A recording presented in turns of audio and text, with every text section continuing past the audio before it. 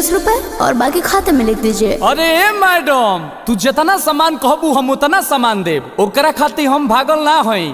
लेकिन जदि उधारी के बात कैलू तब बुझ लिह हम संतोष पागल नहीं। देत बाड़ू हतनिया मांग तारू हतना, हतने पैसा में सामान ले बुकातना, हतने पैसा में सामान ले बुकातना।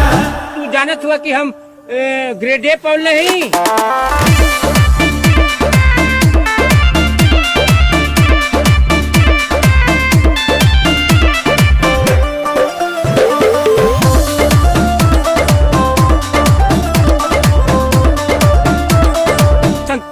संतोष पागल नहीं। तोरा जस दू चार गो जस गह की फंस जाई।